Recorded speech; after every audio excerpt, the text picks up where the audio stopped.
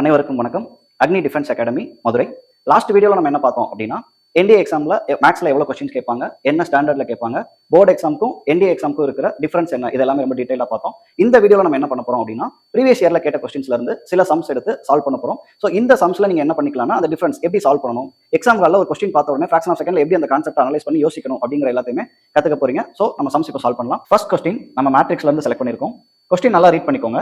X be a matrix of order 3/3, y be a matrix of order 2/3, z be a matrix of order 3/2. Order அப்படின்னா நமக்கு என்னன்னு தெரியும். இப்போ 3/3 அப்படின்னா first இருக்கிற 3 வந்து நம்பர் ஆஃப் ரோஸ், நெக்ஸ்ட் இருக்கிற 3 number of columns of a given matrix. கொடுத்திருக்கிற மேட்ரிக்ஸுக்கு அது ஆர்டர் அப்படின்னு தெரியும். ஸோ என்ன கொஸ்டின்ல கொடுத்திருக்காங்கன்னு பாருங்க. ZY into X is defined. அதாவது 3 மேட்ரிக்ஸோட மல்டிபிளிகேஷன் டிஃபைன்ட் அப்படின்னு கொடுத்திருக்காங்க. அப்புறம் அது ஒரு ஸ்கொயர் மேட்ரிக்ஸா வருது ஆன்சர் ஆன் ஆர்டர் 3 அப்படின்னு கொடுத்திருக்காங்க. இதே மாதிரி செகண்ட் சாய்ஸ், தேர்ட் சாய்ஸ் எல்லாத்துலயுமே பாத்தீங்க அப்படின்னா டிஃபைன்ட் அப்படிங்கிற வேர்ட் மட்டும் தான் கொடுத்திருக்காங்க. உங்களுக்கான கொஸ்டின்ல 4 சாய்ஸ் இருக்கும். அதுல 1 and 2 ஒன்லி கரெக்ட். ஸோ எதெல்லாம் கரெக்ட் அப்படிங்கிற மாதிரி கொஸ்டின் கேட்டிருக்காங்க. ஸோ இப்போ நம்ம என்ன பண்ண போறோம் அப்படின்னா, இந்த டிஃபைன்ட் அண்ட் அதோட ஆர்டர் இந்த கான்செப்ட் பத்தி கொஞ்சம் டீடைலா பார்க்க போறோம். ஸ்கூல்ல வந்து என்ன பண்ணிருப்பாங்க அப்படின்னா, 2 மேட்ரிக்ஸ் வந்து நமக்கு மல்டிப்ளை பண்ண சொல்லி கொடுத்துருப்பாங்க. நம்ம எல்லாருக்கும் மல்டிப்ளை பண்ண தெரியும். பட் அந்த டிஃபைன்ட் அப்படிங்கிற கான்செப்ட் நம்ம படிக்காமே விட்டுருப்போம். ஸோ என்ன அப்படின்னா, 2 மேட்ரிக்ஸ் மல்டிப்ளை பண்றதுக்கு ஒரு கண்டிஷன் இருக்கு. என்ன கண்டிஷன்? இப்போ A B அப்படின்னு 2 மேட்ரிக்ஸ் எடுத்துக்கிறோம் அப்படின்னா, ஃபார் எக்ஸாம்பிள் ஃபர்ஸ்ட் மேட்ரிக்ஸோட ஆர்டர் M/N அப்படின்னு இருந்ததுன்னா, ரெண்டாவது மேட்ரிக்ஸோட ஆர்டர் கண்டிப்பா n அப்படின்னு தான் ஸ்டார்ட் ஆகணும். இங்க என்ன வேணாலும் வந்துக்கலாம். அதாவது number of columns in a first matrix is equal to number of rows in a second matrix. இந்த ரெண்டும் ஈக்குவலா இருந்தா மட்டும் தான் அங்க மல்டிப்ளிகேஷன் டிஃபைன். அண்ட் இந்த AB அப்படிங்கிற மேட்ரிக் அந்த ஆன்சரோட ஆர்டர் என்னவா இருக்கும் அப்படின்னா, ஃபர்ஸ்ட் அண்ட் லாஸ்ட் M/P அப்படின்னு இருக்கும். ஸோ இப்போ அவங்க கொடுத்துருக்கிற சம் பாருங்க. X அப்படிங்கிறது என்ன கொடுத்துருக்காங்க நம்மளுக்கு? 3/3, Y வந்து 2/3, Z வந்து 3/2.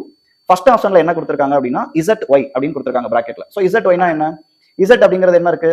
3/2, Y 2/3. இப்போ இந்த ரெண்டுமே நமக்கு ஈக்குவலா இருக்கு. அதனால மல்டிப்ளிகேஷன் டிஃபைன். நான் சொல்றது ZY க்கு மட்டும் தான். இப்போ அதோட ஆன்சர் என்னவா இருந்திருக்கும்? 3/3. இப்போ இதோட X நம்ம மல்டிப்ளை பண்ணணும். X ஓட ஆர்டர் என்ன? 3/3. சோ இங்கேயும் பாத்தீங்கன்னா number of columns, number of rows ரெண்டுமே ஈக்குவலா இருக்கு. சோ இதுல மல்டிப்ளிகேஷன் டிஃபைன்ட் தான். ஃபைனலா உங்களுக்கு என்ன கிடைக்குது? 3/3 அப்படின்னு கிடைக்கும். நம்பர் ஆஃப் ரோஸும் நம்பர் ஆஃப் காலம்ஸும் ஈக்குவலா இருந்ததுன்னா அதை நம்ம ஸ்கொயர் மேட்ரிக்ஸ் தான் சொல்லுவோம். அந்த word correct. 3 rose and 3 columns இருக்கனால ஆர்டர் 3 அப்படிங்கிறதும் கரெக்ட். சோ 1 அது வந்து நமக்கு கரெக்டா இருக்கு. இப்போ நீங்க என்ன பண்ணுங்கன்னா, இந்த 1 கரெக்டா இருக்குன்னு தெரிஞ்சோடனே உங்களோட சாய்ஸை போய் முதல்ல வெரிஃபை பண்ணிக்கோங்க. இப்போ இந்த சாய்ஸ்ல பாத்தீங்க அப்படின்னா கண்டிப்பா B வரதுக்கு வாய்ப்பே இல்லை. ஏன்? அதுல 2 3 மட்டும் தான் கொடுத்துருக்காங்க, 1 கொடுக்கல. ஓகே, இப்போ அதே மாதிரி ரெண்டாவது பாருங்க. Y into XZ. இப்போ X என்ன பார்த்தோம்? 3/3. Z என்ன? 3/2.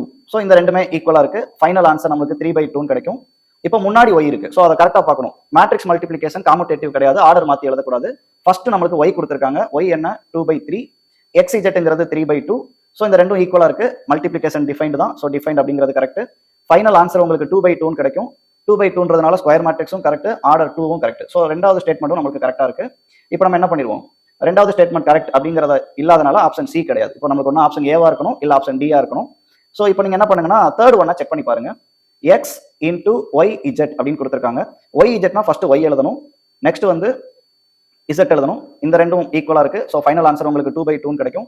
ஃபர்ஸ்ட்ல X இருக்கனால X வந்து 3/3. இங்க பாத்தீங்கன்னா நடுவுல இருக்க ரெண்டும் சேமா இல்ல. அப்ப அதனால உங்களுக்கு அங்க என்ன கிடையாது? மல்டிப்ளிகேஷன் டிஃபைன் கிடையாது. அவங்களும் கரெக்டா நாட் டிஃபைன்டு தான் கொடுத்திருக்காங்க. அப்ப தேர்ட் ஸ்டேட்மெண்ட்டும் கரெக்ட். சோ உங்களுக்கு எதுதான் ஆன்சர்? ஃபைனல். அதுல கரெக்டா பாத்துக்கணும். டிஃபைன்ட் கொடுத்திருக்காங்களா, நாட் டிஃபைன் கொடுத்திருக்காங்களான்னு கரெக்டா பாத்துக்கோங்க. நமக்கு அந்த சாய்ஸ்ல பாத்தீங்கன்னா நாட் டிஃபைன்ட் அப்படிங்கிற வேர்ட் தான் யூஸ் பண்ணிருக்காங்க. அப்ப 3 ஸ்டேட்மெண்ட்டுமே கரெக்ட். சோ இவ்வளவுதான். நீங்க போர்ட்ல ஸ்கூல் லெவல்ல வந்து மல்டிப்ளிகேஷன் பண்றதுக்கு பழகிருப்பீங்க. இங்க அதோட பேசிக் டெஃபினிஷன் மட்டும் வச்சு தான் கொஸ்டின் கேட்டிருப்பாங்க. நெக்ஸ்ட் கொஸ்டின், ரெண்டாவது கொஸ்டின் பாத்தீங்க அப்படின்னா டைரக்டான கொஸ்டின் தான். இதெல்லாம் நமக்கு வந்து 7th ஸ்டாண்டர்ட் 8th ஸ்டாண்டர்ட்லயே சொல்லி கொடுத்திருப்பாங்க. Set of all irrational numbers between √12 and √15 is an infinite set.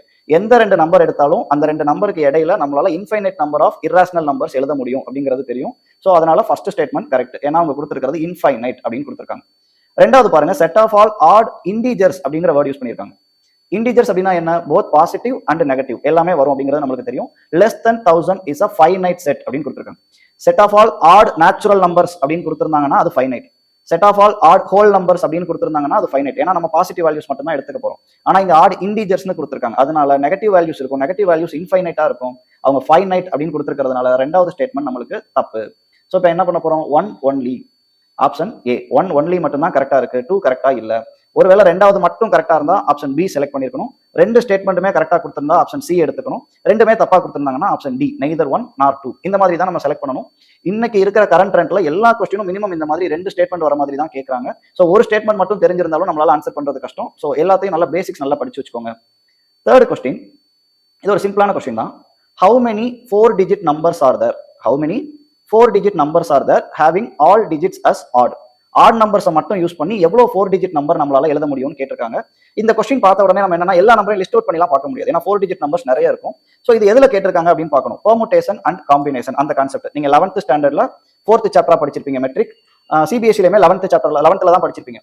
So permutation and combination அப்படின்னாலே என்ன அப்படின்னா to find the number of ways without actually listing it அப்படின்னு சொல்லுவோம். நீங்க எப்படி ஆக்சுவலா லிஸ்ட் பண்ணுவீங்களோ அது பண்ணக்கூடாது, ஆனா அதுல எவ்வளவு பாசிபிலிட்டி இருக்கு அப்படிங்கிறத கவுண்ட் பண்ணணும்.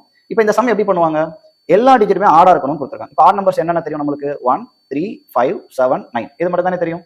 ஸோ இந்த நம்பர்ஸை யூஸ் பண்ணி எவ்வளவு டிஜிட் யூஸ் பண்ண போறோம், 4 டிஜிட். அப்போ நீங்க என்ன பண்ணிக்கோங்க, ஒரு 4 டிஜிட் எழுதுற மாதிரி 4 பாக்ஸஸ் வர மாதிரி டேர்ம் எடுத்துக்கோங்க. இவங்க வித்தவுட் ரிப்பீட்டேஷன் வித் ரிப்பீட்டேஷன் அப்படின்லாம் கொடுக்கல. அதாவது என்னன்னா ஒரு தடவை யூஸ் பண்ண நம்பரை இன்னொரு தடவை யூஸ் பண்ணக்கூடாது அப்படின்னா அவங்க என்ன கொடுத்துருப்பாங்க, வித்தவுட் ரெப்பிட்டேஷன் அப்படின்னு கொடுத்துருப்பாங்க.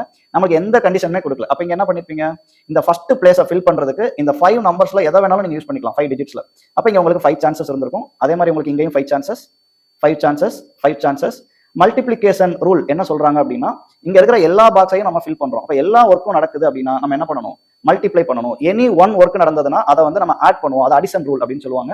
ஸோ 5 × 5 25, 5 × 5 25, 25 × 25 நமக்கு எவ்வளவு கிடைச்சிரும், 625 கிடைச்சிரும். நீங்க மல்டிப்ளை பண்ணி பார்க்கணும்னு அவசியம் இல்லை. நம்பர் 5ல இருந்ததுன்னா மல்டிப்ளிகேஷனோட ஆன்சரும் 5ல தான் இருக்கும். இங்க 5ல முடிகிற மாதிரி ஒரே ஒரு நம்பர் தான் இருக்கு, நீங்க அதை என்ன பண்ணிக்கலாம், செலக்ட் பண்ணிக்கலாம். So next question, omega not equal to 1 is a cube root of unity அப்படின்னு கொடுத்துருக்காங்க. ஆக்சுவலா இங்க கியூப் ரூட் ஆஃப் யூனிட்டி அப்படின்னா யூனிட்டி அப்படின்னா 1 கியூப் ரூட்னு கொடுக்குறாங்க. இப்போ ஆக்சுவலா கியூப் ரூட்னாலே 3 வேல்யூஸ் வரும் அப்படின்னு அர்த்தம்.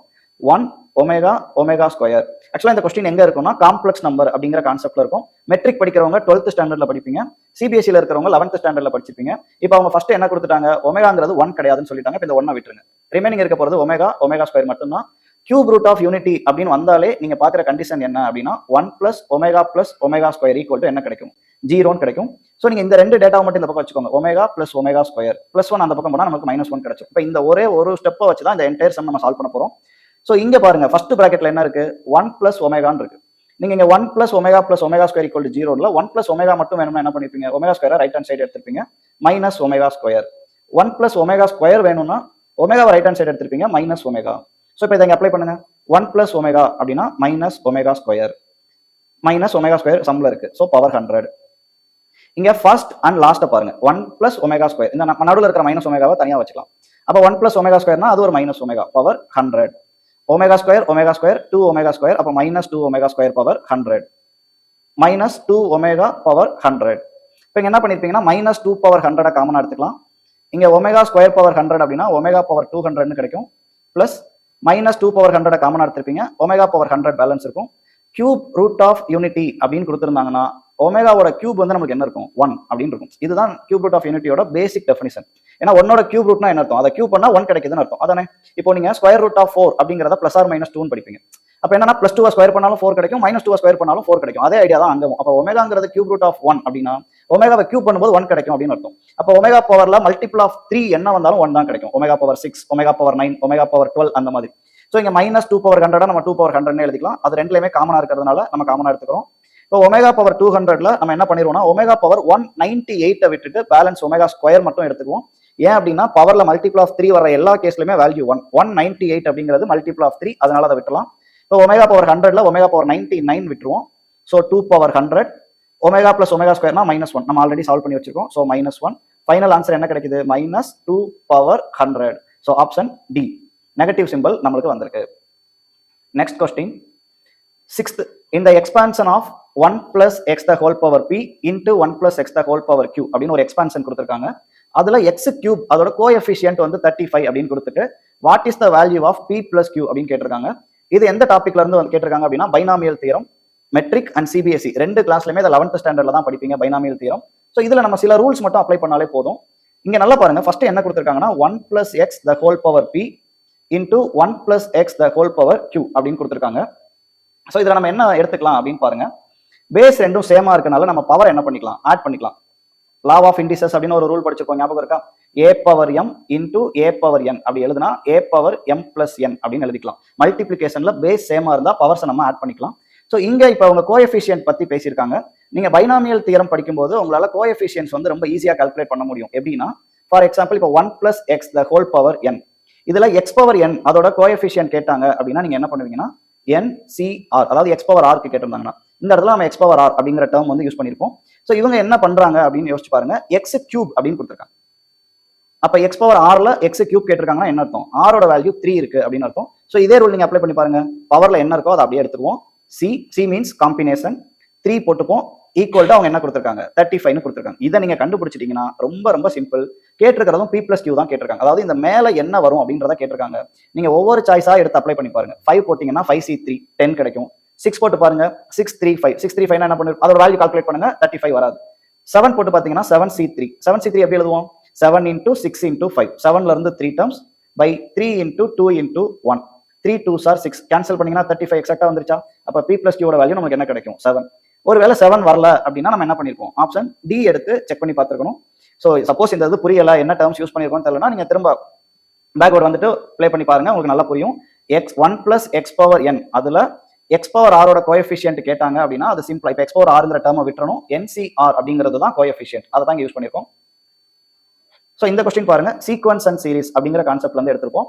P அப்படின்னு ஒரு டேர்ம் கொடுத்திருக்காங்க, Q அப்படின்னு ஒரு டேர்ம் கொடுத்திருக்காங்க, R x greater than 1, இதெல்லாம் கண்டிஷன் நம்மளுக்கு. ஏன்னா log 1 டிஃபைன் கிடையாது, 1 விட கம்மியா இருக்கிற நம்பருக்கு log டிஃபைன் கிடையாது, அதுக்காக கொடுத்திருப்பாங்க. அதை வச்சு நம்ம இங்க சம் பண்ண போறது இல்ல. PQR இன் அரித்மெட்டிக் ப்ராக்ரஷன் அப்படின்னு கொடுத்திருக்காங்க. அரித்மெட்டிக் ப்ராக்ரஷன்னா என்ன? ஒரு காமன் வேல்யூ ஆட் ஆகிக்கிட்டே போச்சுன்னா அதுதான் arithmetic progression. PQR in can never be in geometric progression, ஜாமெட்ரிக்ல இல்ல அப்படின்னு சொல்லி கொடுத்திருக்காங்க. கொஸ்டின் நல்லா ரீட் பண்ணிக்கணும். சரி, இப்போ P என்ன அப்படின்னா log x, முன்னாடி 1 இருக்குன்னு வச்சுக்கலாம். Q வந்து என்ன கொடுத்திருக்காங்கன்னா log x cube அப்படின்னு கொடுத்திருக்காங்க. நம்ம logல ஒரு ப்ராப்பர்ட்டி படிச்சிருக்கோம். இப்போ log x பவர் m பவர்ல இருந்ததுன்னா அதை நம்ம என்ன பண்ணிக்கலாம்? ஃப்ரண்ட்ல எடுத்துட்டு வந்து மல்டிப்ளை பண்ணிக்கலாம். அப்ப இங்க Q என்னவா இருக்கும்? 3 முன்னாடி வந்துருச்சுன்னா 3 log x னு வருமா? R என்ன? 5 log x. நீங்க எல்லாத்துலயுமே காமனா இருக்க log x விட்டுருங்க. மிச்ச நம்பர் என்ன இருக்கு? 1 3 5. 1க்கும் 3க்கும் என்ன டிஃபரண்ட்? 2 ஆட் ஆயிருக்கு. 3க்கும் 5க்கும் என்ன டிஃபரண்ட்? 2 ஆட் ஆயிருக்கு. அப்போ ஒரு காமன் நம்பர் ஆட் ஆகிக்கிட்டே போதா? சோ அதனால அது என்ன? அரித்மெட்டிக் ப்ராக்ரஷன் அப்படிங்கிறது கரெக்ட். 1 3 5 ஜாமெட்ரிக் ப்ராக்ரஷன்ல கிடையாது, ஏன்னா ஒரு காமன் நம்பர் மல்டிப்ளை ஆகல. அவங்க என்ன கொடுத்திருக்காங்க? நெவர் தான் கொடுத்திருக்காங்க. அப்போ கரெக்ட். இன்னொரு ரூல் நம்ம படிச்சிருப்போம், 3 numbers PQR in both arithmetic progression and geometric progression. அரித்மெட்டிக்லையும் இருக்கணும், ஜாமெட்ரிக்லையும் இருக்கணும் அப்படின்னா 3 நம்பருமே ஈக்குவலா இருந்தா மட்டும்தான் முடியும் அப்படின்னு படிச்சிருப்போம். இது ஒரு ரொம்ப ரொம்ப இம்பார்ட்டன்டான டாபிக். PQR அப்படின்னு 3 numbers both arithmetic and geometricல இருக்கணும் அப்படின்னா 3 நம்பரும் ஈக்குவலா இருக்கணும். இங்க 3 நம்பரும் ஈக்குவலா இல்ல, ஏன்னா 1 3 5, அதனால ரெண்டுலயுமே இருக்க சான்ஸே கிடையாது. அப்ப அரித்மெட்டிக்ல இருக்கு, இன்னொன்னு ஜாமெட்ரிக்ல இல்லன்னு நம்ம ப்ரூவ் பண்ணிருக்கோம். சோ ரெண்டுமே கரெக்டா இருக்கிறதுனால நம்ம எந்த ஆப்ஷன் செலக்ட் பண்ணிக்கணும்? both 1 and 2, ரெண்டு ஆன்சருமே கரெக்ட். தென் மேட்ரிக்ஸ்ல டிட்டர்மினன்ட் பேஸ்டா ஒரு கொஸ்டின் எடுக்கிறோம். ஸோ ஸ்கியூ சிமெட்ரிக் மேட்ரிக்ஸ் அப்படிங்கிற கான்செப்ட் கொடுத்துருக்காங்க. நமக்கு இதோட டெஃபினிஷன் மட்டும் தெரிஞ்சாலே போதும். ஸ்கியூ சிமெட்ரிக் மேட்ரிக்ஸ் அப்படின்னா டயகனல் எல்லாமே கம்பல்சரி 0வா இருக்கணும். இப்போ இங்க இருக்கிற நம்பர்ஸோட நெகட்டிவ் நம்பர்ஸ் தான் மேல இருக்கும். இதுதான் ஸ்கியூ சிமெட்ரிக் மேட்ரிக்ஸோட ஜெனரல் ஃபார்மட். ஸ்கியூ சிமெட்ரிக்கான பேசிக் டெஃபினிஷனே அந்த மேட்ரிக்ஸோட டிட்டர்மினன்ட் வேல்யூ உங்களுக்கு என்ன கிடைக்கும்? 0ன்னு கிடைக்கும். ஸோ ஆப்ஷன் பி தான் உங்களுக்கு கரெக்டானது. ஸோ இதே மாதிரி தான் நீங்க எந்த கொஸ்டின் எடுத்தாலும் உங்களுக்கு அதோட பேசிக் டெஃபினிஷன்ஸ் பேஸ் பண்ணி மட்டும் தான் கொடுத்துருப்பாங்க. இது ரொம்ப முன்னாடி கொஸ்டின்லாம் இல்ல, 2024 ஒரு 3 மாசத்துக்கு முன்னாடி கேட்ட கொஸ்டின் தான். இதே ஸ்டாண்டர்ட்ல தான் இருக்கும்.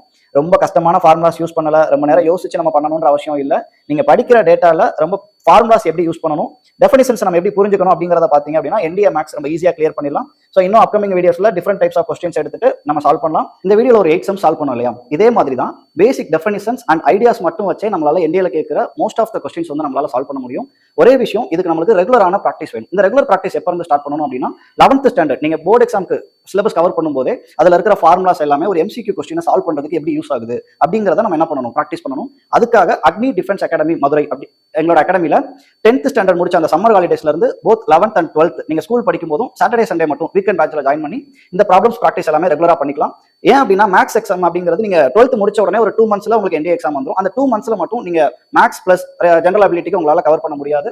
சோ ஃபர்ஸ்ட் ஸ்டார்டிங்ல இருந்தே நம்ம அதுக்கு ரெகுலர் ப்ராக்டிஸ்ல இருந்தோம் அப்படின்னா நீங்க எக்ஸாம் டைம்ல மேக்ஸ் படிக்கணும் அப்படிங்கிற ஒரு நீட் இருக்காது. இன்னும் நீங்க படிக்கிற டைம்ல இருந்தே அந்த ப்ராக்டிஸ் வச்சுக்கிட்டீங்கன்னா உங்களுக்கு ரொம்ப யூஸ்ஃபுல்லா இருக்கும். சோ நம்ம அக்னி டிஃபென்ஸ் அகாடமி மதுரையில both online and offline courses வந்து அவைலபிளா இருக்கு.